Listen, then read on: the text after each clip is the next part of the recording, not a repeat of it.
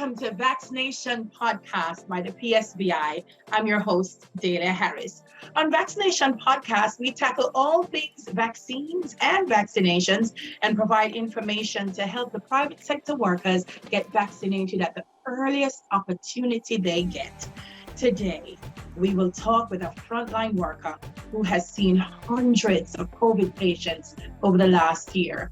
He has seen many tragic incidents and did himself contract COVID twice before there were vaccines available in Jamaica. Like many of his colleagues, he knows firsthand what the health system and the frontline workers in hospitals are going through. And so we want to welcome Dr. Javon Winter and want to thank him for all the work that he's been doing. Dr. Winter, nice to have you on the program. All right, thanks, Delia. I love that introduction. Hey guys, I'm just here as Delia mentioned, just to give a brief talk about Vax-Nation and my experience with regards to this COVID-19 pandemic. Okay? All right, so the first thing people are going to ask Doc is, hold on, but he's a doctor. How did he manage to get COVID not once but twice? Walk us through that ordeal briefly. All right, so to be honest, I don't exactly know how I contracted it. Right, it could be whilst at work. It could be outside with friends. So I'm not entirely sure, but I'm exposed to patients. I see a lot of COVID patients. I see COVID patients, non-COVID patients. Right. I wear my mask. I practice social distancing. Right. Amongst between my close friends. Right, there's a little bit of leeway, but otherwise, it could be a case where I contracted it at work. There was some breach in PPEs, or it could be a case where I got it from a close friend of mine. But then again, when I had it, the friends that I was interacting with, they were negative. So then it lends the question: did I contract it at work? Because other colleagues at work, they had it as well, especially last year September. That was the first time I contracted COVID, and a lot of us at work we were sick, and at that time we were short-staffed. It was just a rough time at that time. Yeah. So that's one of the most important things I find when I speak to most persons who have contracted COVID. It's difficult to actually say this is how, and many that I've spoken to have been taking the precautionary measures. So it really is a very contagious virus. Yes. Yeah. And you can slip. Sometimes, especially a lot of us use our phones, right? You place your phones, you put it down on the table, right? And you may have forgotten to wipe off the table, right? And the virus, because the virus stays on certain surfaces for a certain period of time, right? So you may think you have taken or you're taking the necessary precautions, but at times you may slip a bit, right? And that little slip may Maybe the thing. And then you had it once, and people say, but Doc, you had it once. Oh, you managed to make it catch you again. But I guess, can I tell you? What did you think to yourself having heard the second time? Because I know having done it the first time, you were extra careful. I know, right? So the second time I was a bit surprised as well, because after contracting the first time, there have been times where I've had symptoms and I said, oh my God, what if it's COVID I have again? Because I work on the COVID wards often, and what we normally do, after doing a stint rotating through COVID, we get swabbed, right? That's just a precautionary measure. But my results always come back negative. So in February of this year, I work hard. I do a lot of work. Sometimes I work back to back for 12 hours each day. Sometimes I get like one day off. But when we do COVID, and we get a few days off just to recuperate, right? Because of the exhaustion, I was very fatigued. So like one day, not one day. There have been days where I've been fatigued, right? So I'm like, okay, this is just work-related stress. But then one day I was like, no man, I feel nauseous. This not right. Something do right about this. And I had a little dry cough just for like probably 2 or 3 days. no fever, no shortness of breath.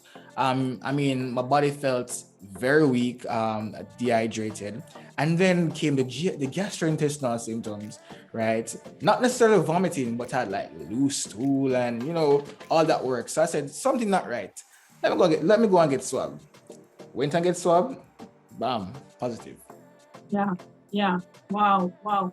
I mean, it took you, and you heard you had the symptoms. You had the symptoms as well. Maybe different both times. How difficult was it for you? Because everyone's COVID experience is different. How difficult was it for you to get past both times?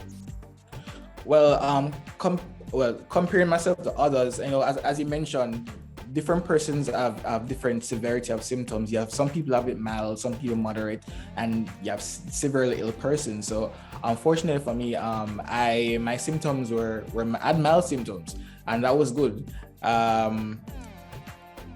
I can't complain, right? Because it could have been worse, but I thank God that it was just like minimal. So it wasn't that bad. I knew what to do, kept hydrated, took my vitamins.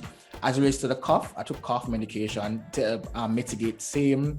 I just took Panadol prophylactically. So in the event I had any aches, any fever, that could have been broken. So I knew what to do whilst isolating at home, so as to take care of myself until the 14 days as Ella had. So, Dr. Winter, you're based at the University Hospital of the West Indies, and August 12 report from the Gleaner indicated that 96% of those hospitalized had been unvaccinated at that time. We're nearly a month later. Can you tell us what's the situation like regarding the status of those currently admitted? I mean, how would you describe the conditions that are there now? Lydia, the conditions, they're not good, right? So there are a lot of, the wards are packed, the isolation areas are packed with a lot of persons, a lot of patients, a lot of them are requiring oxygen, right? And remember, a lot of these patients, they don't come in with COVID-19 related symptoms only. They have other underlying issues as well. So we're not just treating COVID-19. Some of them are hypertensive, some of them are diabetic, right? Especially those who are diabetic and they have COVID on top of that, it makes the situation even worse. So we spend hours on the wards, right? Seeing a lot of patients, because imagine seeing around 10 to 15 patients, it'll take a little time to properly see these patients. But imagine seeing 50 odd patients, 60 odd patients, it's a lot to take in, and then we're really short staffed as well. So especially at UWI, we try to mobilize all hands on deck. We need to get all departments are helping. People from surgery are helping us on the medicine department. People from obstetrics and gynecology. People from radiology, pediatrics. So they bring other persons from their departments, and it's all hands on deck. It's a pandemic because the staffing is not so great. The numbers are rising, and these people need proper treatment, need proper management. Patients are in the ward, they require oxygen, right? We need to properly see them, and then it's the long hours. It's not only stressful for the patients, it's also stressful for us, because for me personally, being at PPE for hours, even last night when I was on duty, it was long. Being on the ward for 5 to 6 hours. Imagine yourself in a mask, going up. It's just hot, it just feels uncomfortable, right? But you still have to do what you have to do. We have to treat these patients. So the situations, not so great. And when we tell people, right, we tell them go and get vaccinated, right? You do not want to end up at a hospital. You do not want to end up having to wait for a bed because the numbers are rising, right? People are coming in, people want treatment, people have to get treatment, right? People need, because you can't just stay home and just sick and you know that you need oxygen therapy, or you know that you need to come to the hospital for medical treatment. But most of these people, as I mentioned, most of them are unvaccinated, and they pile up, they come, there's not enough bed space for some, not much oxygen to give them either, right? So if you know that situation, brother, why not go and get vaccinated, right?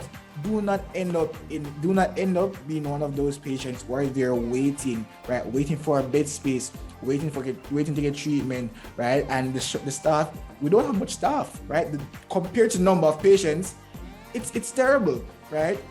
But we're trying our best, we're trying our utmost best. But some people expect to come and get through same time. No, it doesn't work like that. There are other persons there, right? I mean, we try to see in a timely fashion, but remember, we're all human, right? And we have to, there are other patients that are there that needs proper management as well. So knowing all of this, knowing the situation, people at TV, people see what's going on in the media, right? So you know this. Why not go and get vaccinated, right? Some people say don't trust the doctors, but yet you don't trust the doctors about getting vaccinated, but yet still you come to the doctor for help, right? It's kind of like an oxymoron in a sense, right? So we need to impress upon people, go and get vaccinated. I don't know how many times I need to say it, right? I'm gonna say it a lot until you get annoyed, but I don't care. You need to go and get vaccinated. It is a lot, and that doesn't even take into consideration other illnesses that come in as well, because those patients also have to wait in the long queues because of the overwhelming numbers that come in. You've alluded to it over and over again, Doc, but before we go, I want to get from you, if someone's watching now and still thinking to themselves, boy, I don't think I'm going to get vaccinated, or I'm going to go wait, or I'm not sure. You have seen what can happen if you're not vaccinated. Yes. What do you say to them? Well, as I say to a lot of persons, well, people say they're going to wait. I mean, we can't compel people to want to get vaccinated. We strongly encourage persons. So some persons, if they say, okay, doc, I'm gonna wait a little bit. I say, all right, you sure? How long you gonna wait? But make sure you say take it now. Make sure you say take it, because I mean, people still they're still processing things. They're trying to get information, and then and it's not as if they don't want to take the vaccine, but they say okay, they're gonna wait a little while. Even family members as well. So for a person who's saying that okay, they don't want to take the vaccine, I'm still gonna encourage you. Please go and take the vaccine. Please go and take the vaccine. I've seen a lot of cases, a lot of people come in. I've seen relatives, some are vaccinated, some are not vaccinated, and the ones who come in were, imagine, for example, a family come in, and then like a grandma, right? The grandma got fair vaccine, and she all right, she come in but she's there for support. She's there, she has no symptoms, she's just there for support. But someone who's younger, right, younger than her, unvaccinated, they're there on oxygen, right? And then you have to show them the meds. You have to vibe with them. You have to say, look on grandma, right? Grandma got vaccinated and she's fine. She has no symptoms. But look at you, right? You choose not to get the vaccine, but here you are. You're on oxygen therapy, right? And then they're like, for real, doc, for real. So that you have to vibe with persons, and some people, they don't understand, right? It's a lot of information going around, and they say, okay, they see this on social media, they say this information, what to think, why should we not believe this, right? So it's important for us, right, to sensitize people and debunk certain myths. Yeah. Before you go, Doc, I'm going to throw one more at you. I have an experience of people that I know that have COVID symptoms, but they say it's not COVID. It's just a bad flu, or it's just my sinus acting up. And that, I think, puts us also in jeopardy of it, being spread a little bit more to the rest of the society. What are your words to them?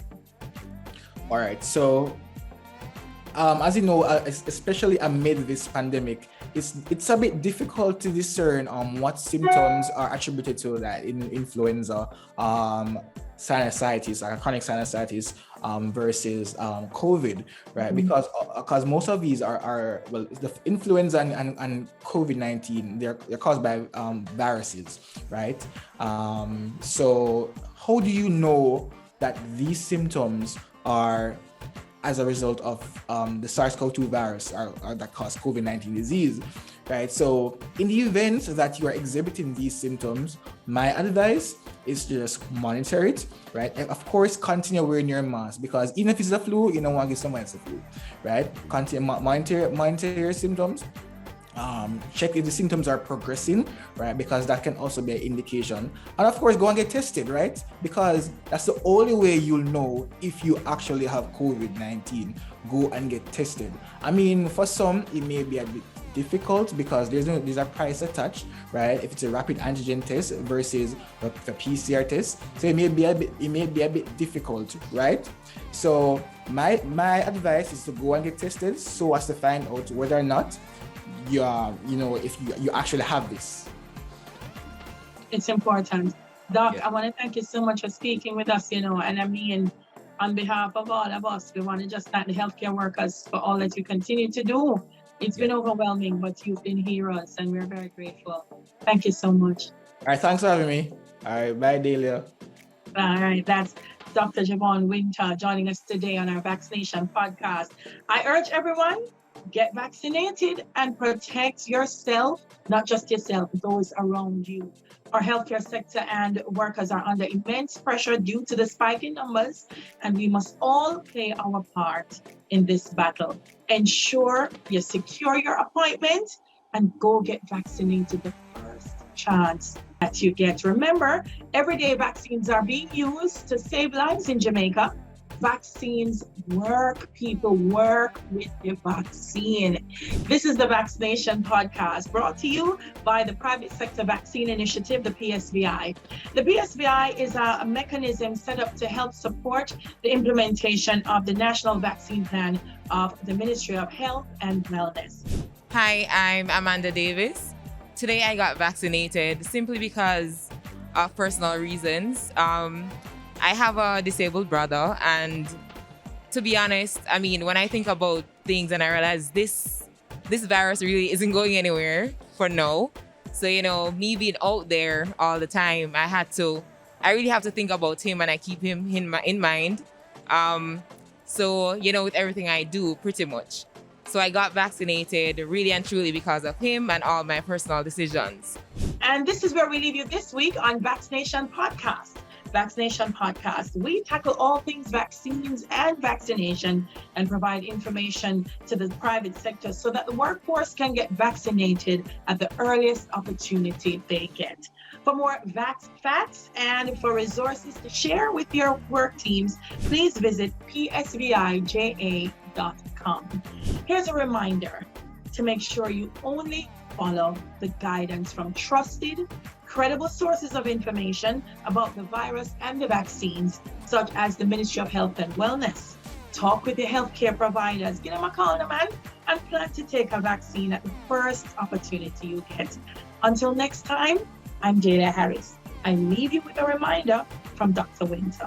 Well, people say they're going to wait. I mean, we can't compel people to get vaccinated. We can we strongly encourage persons. So some persons, if they say, okay, doc, I'm gonna wait a little bit. I say, all right, you sure? How long you gonna wait? But make sure you say take it now. Make sure you say take it, because I mean, people still they're still processing things. They're trying to get information, and then and it's not as if they don't want to take the vaccine, but they say okay, they're gonna wait a little while. Even family members as well. So for a person who's saying that okay, they don't want to take the vaccine, I'm still gonna encourage you. Please go and take the vaccine. Please go and take the vaccine.